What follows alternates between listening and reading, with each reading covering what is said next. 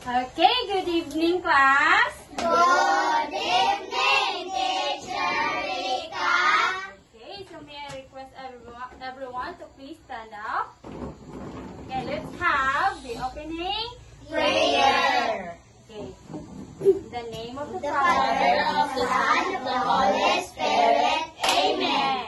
Okay, so please remain stand because we will have our energizer. Okay, so our energizer is shake up, up, Shake down, down. Shake up, and shake down, down. Shake to the left, shake to the right. Shake to the left and shake to the right. Shake, shake, shake, shake, shake, shake. Shake, shake, shake, and shake, shake, shake. Okay, thank you so much, students. Okay, so you may now take your seat. Thank you, Teacher Rika. Okay, so before we start everything, so I have a classroom rule.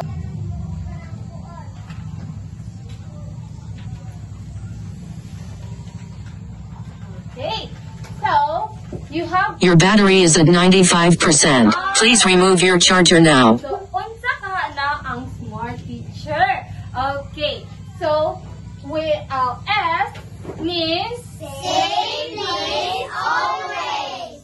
okay, let's have the M.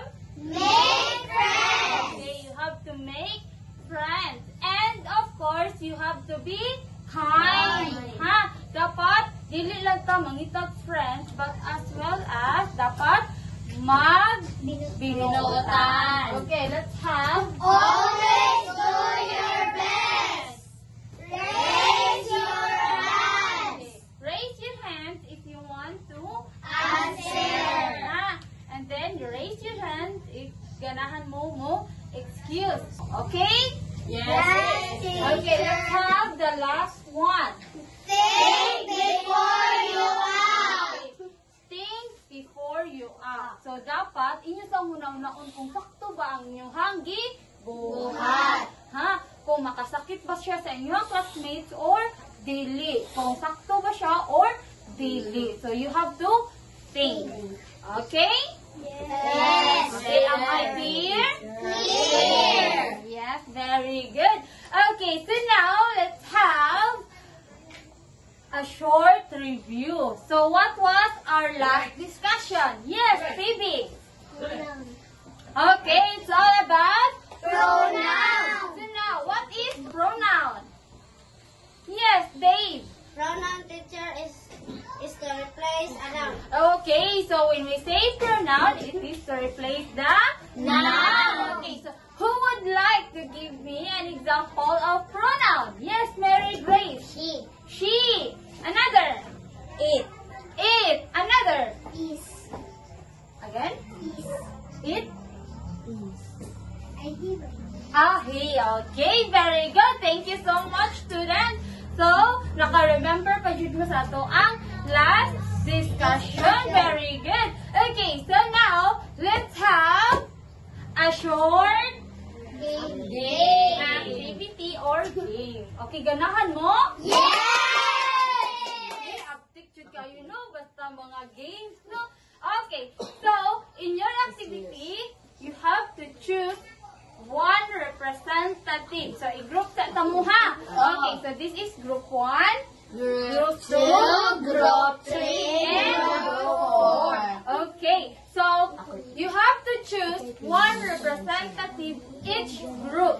So, ang kanang representative kay siya ang mo-describe sa pictures nga naa diri sa Atubangan. naa diri sa ako kaning gikuktanak kaning okay. So, naa siya yung mga different color. So, each group must choose their favorite color. Okay, let's have the group 1. What's your favorite color? Blue. Okay, blue. Okay, so you have the blue. Okay, what about the group 2? Purple. Yeah. Okay, what about the group 3? Yellow. Yellow. Okay, what about the group 3? Pink. Okay, the last one is pink.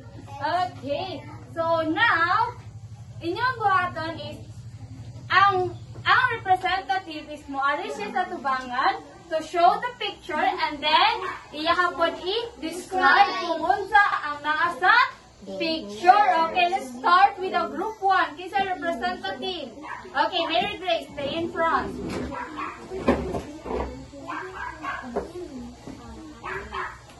Okay, you have to open it.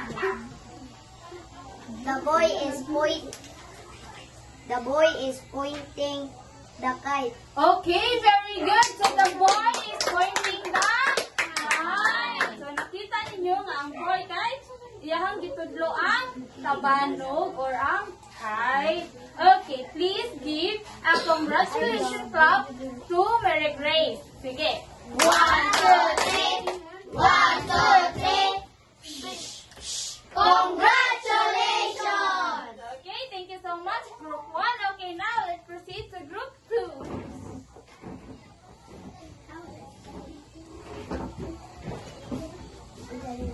Okay.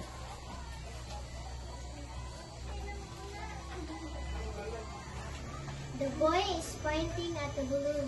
Okay, the boy is pointing at the balloon. Okay, so as you can see that the boy kay iyahang gitudlo ang mga balloon. Very good, Group 2. Okay, let's give them a congratulations clap. Go! 1, 2, 3. 1, 2, 3. Congratulations! Okay, thank you so much, Group 2. Very good. Okay, now let's have the Group 3. Okay, come here. Okay, we have. Okay, so you have to choose a color yellow. Okay, unsa ka ang nasa color yellow? Okay. Yay. The girl holding the apple. Okay, the girl is holding Apple. apple. Okay. Okay, very good, Group 3. So as you can see, that ang girl kay iyahang hold ang apple. Very good. Okay. Namakaon. Okay. So please give them a congratulations clap. Go! 1, 2, 3. 1, 2, 3. Congratulations! Okay, very good. Salamat. Good. Now let's proceed to Group 4. Sikit lang ito, leader na mo.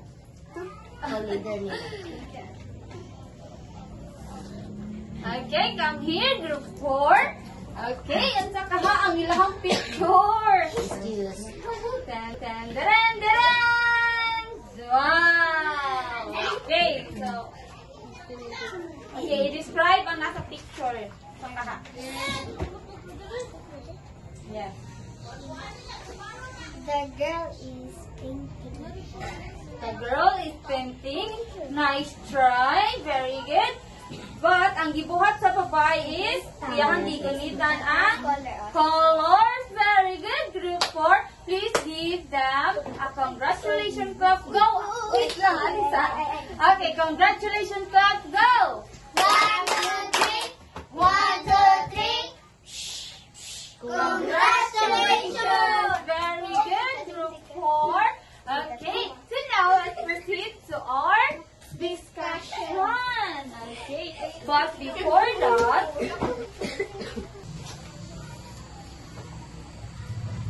Object.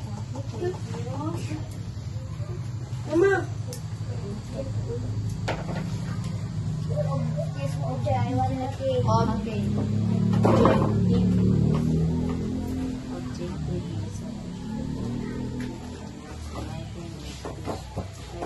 okay. So, based on our activity earlier, what do you think our topic for today? Ano ka atong topic? Pronoun. Okay. So, our topic for today is all about the demonstrative pronouns. Okay. So, before that, let's have our objectives. Okay. Let's read. You're alright. You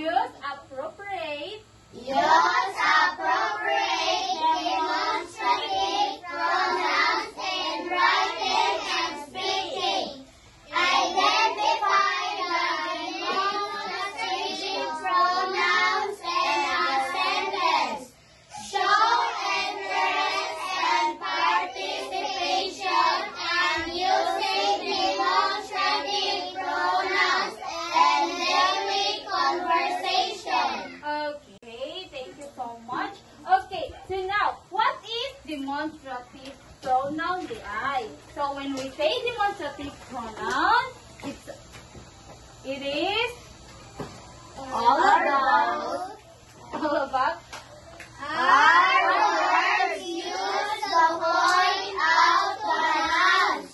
They come before the verb verbs. Is and are the words this, that, these, and those are demonstrative pronouns. Okay. So now, let's demonstrative pronouns are words used to point out to noun. When we say to point out the noun is how can you introduce the noun? Kung unsaon kuno ninyo pag ila-ila ang noun. So di ba kaila naman ta unsay noun? Okay, unsa ganito ang noun?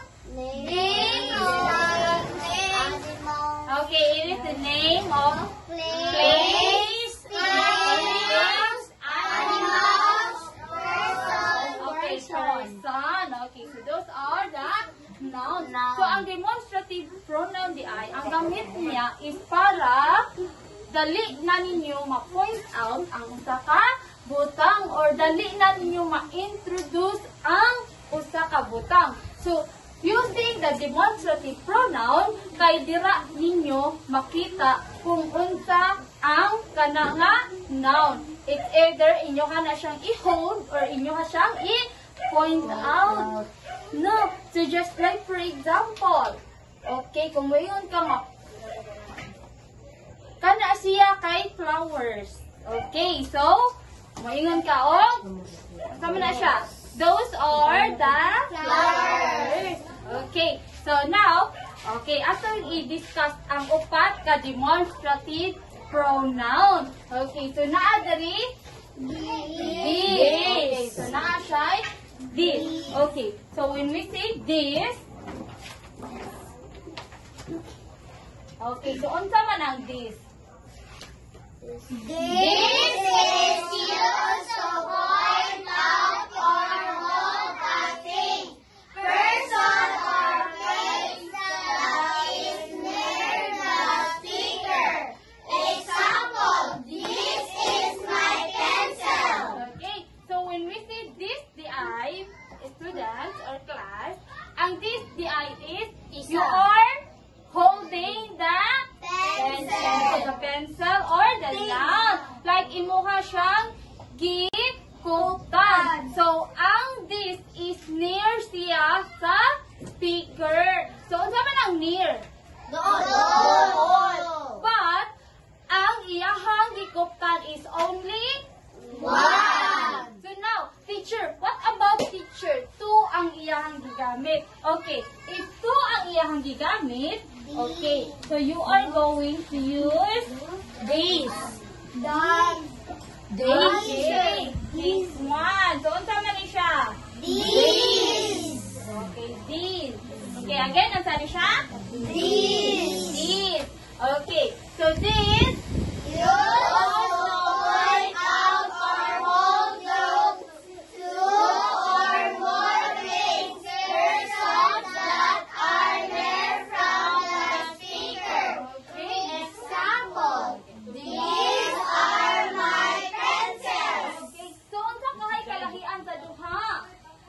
Okay, so ang kalahian sa duha is, ang this is you are holding the noun, but only One. pero ari ka sa this, okay, again, this. Okay. Okay, how can you read this one? These. This. These. Okay, this is. Okay, this.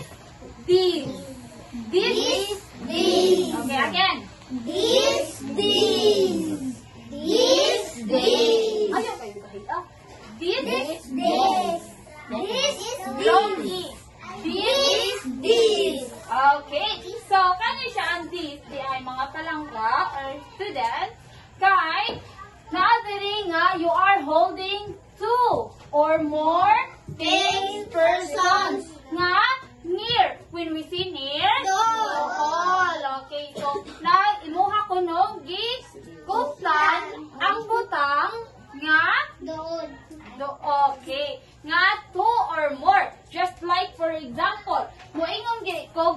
this is my pencil. So, usara. So, mao ni siya, this. So, kay usara man. But, if mag-hold ko og duha, mugamit ka og These. these are my Pencils. okay. So now, teacher. What is teacher? Katong gi-point teacher. Okay. Kung imo siyang gi-point out, but only one, okay, you are going to use That. very good. That. Unsa man ni ang that? Use the one to name person or place that is far from the speaker. Example, that is a bag. Okay. Kung moingon kag that, imuhang gi-point. Unsa man ang point out, teacher? Imong gi-tudlo. Imong gi-tudlo ang butang, but it is only one. Very good. So now, teacher, what is teacher? Duha akong gi-point out, teacher. Okay. So ano, teacher ba? Nakakita ako, teacher ba? Manay duha ka bang kung naon man siya, teacher. Okay. So, if duha ang imong gi-point out, of course, you are going to use Those. those. Very good. So, unsa man ni ang those? Use the point out those who are more things and persons that are far from the speaker. Example, those are the chairs. Okay. So, unsa day kalahian aning duha, teacher? So, ang kaning duha, pareha sila nga gitudlo, but ang kalahian nila kay ang that is only one. So, imo ang gitudlo ang butang, but only One. Okay. Pero mo ingon ka og those kay imong gitudlo ang butang, but two or more. Very good. So now, teacher, naalagi ni diri, teacher. Kaning be verb, teacher, is og an are, teacher. This ay is og are. So now, unsaon man na siya paggamit? Ingon gani kag is, mga palanggay, kay gigamit na siya is it is singular. Kung moingon ka og singular, unsa kanina? Sarah. Sarah, very good. Pero moingon kag are, Two. or more, or it is Plural. plural. Very good. So now, asa dinhi ang singular? This is that. Okay. This og That. okay. So kung inyong tan-awon ang example, ilahang igamit nga be verb is Is. Okay. Nakakita ra? Oh. Okay, ilahang igamit nga be verb kay Is. is. Very good. Now, asa man diri ang plural? These. Very good. These og Those. as you can see, sa ilahang example, nagamit sila og Are. Very good. Okay. So, nagamit sila og are. So, kana sila, kung moingon gani kag this, o sa ganito nga be verb ang gamiton? Isa. Unsa nga be verb? Is. Very good. Pero kung moingon gani kag this, unsa nga be verb? Are. Kung moingon kag that, unsa nga be verb? Is. Those. Are. Okay. Sige. So now, another example. Okay. Sa katong inyuhang activity earlier. So, mangutan ako. The boy is pointing the balloons. Asa man siya na belong? Those. Who said that? Who said those? Very good. So, ano kahang those? Kay, daghan ang iyang point out. Kung inyo siyang buhatan ng sentence, saan man siya pagbuhat? The boy is pointing the balloons. Okay. Kung imo siya gamiton sa sentence nga those. Unsaan man siya? Those are the balloons. Very good. So, those are the balloons. Okay. Another. Okay, let's have the group 1. Kaning pictures nga ilahang nakuha. Unsa ka nga demonstrative pronoun ang gigamit? That. Kay ngano man? Okay. Kay isa ra pud ka buok ang iyahang Tulo. Again, ang saan nga demonstrative pronoun? Okay, tungod daghan. Unya iyaha pud tudlo. Okay, ani siya? That. Kay nga naman, iyahang gi-point out but isa ra. Okay, asa mo tong another pictures? Okay, from the group 3.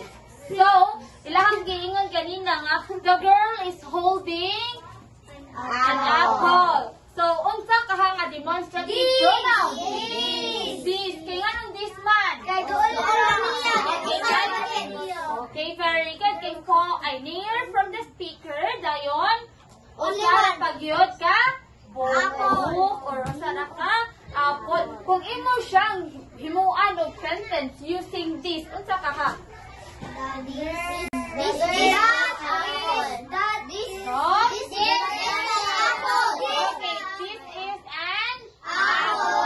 Okay, let's have sa atong picture. Okay, very good. So, the group 4, unsa kani nga pictures? Okay, good. Ang giingon nila kanina is the girl is painting. Aside from that, okay, so the girls are holding the crayons. Okay, so now, what demonstrative pronoun siya na belong? These. Nga naman? Okay. Kaya tungod, iyahang man siyang gitouch or iyahang gigunitan, pero daghan ang crayons. Aside aning isa, nga, ang iyang gihold is only One. Okay, am I clear? Clear. Clear? Clear. Okay, ang sa ganito ang this? Isara. Usara. Ang ay usara pero gikoptan or near sa speaker. Kumayon kag these.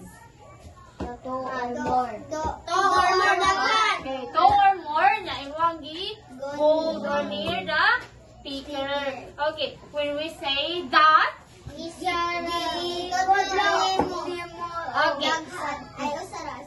okay, you point out demo but only one. What about those? Okay, very good. You point demo the enforce as a speaker and then aside from that guy, daghan ang tudlo. Okay, am I clear? Clear? Okay, let's have another activity. So, in your activity, if you are going to prepare a real object. Ito na real object. Tinuod na utang. Okay, so, from the group 1, okay, so, inyong i-prepare, na-assign mo sa this one. Okay, group 1, group 2, 3, group 3, and then group 4. Okay, am I clear? Okay, again. Group 1, group 2, group 3, group 4. Okay? Nakasinabot. Sige, I'll give you 2 minutes to prepare your object. Okay, now let's start from the group 1. This is my notebook. Very good. Okay, let's have the group 2. These are pencils. Okay, these are pencils. Very good. Okay, let's have the group 3. That is a ball pen. Okay, that is a ball pen. Very good. What about group 4? Those are the flowers. Okay, so those are the flowers. Okay, very good. Okay, so since nakasabot naman mo sa ato ang discussion, okay, so unsaon gani paggamit ang this? Okay, if you are holding one ping or butang. Okay, what about these?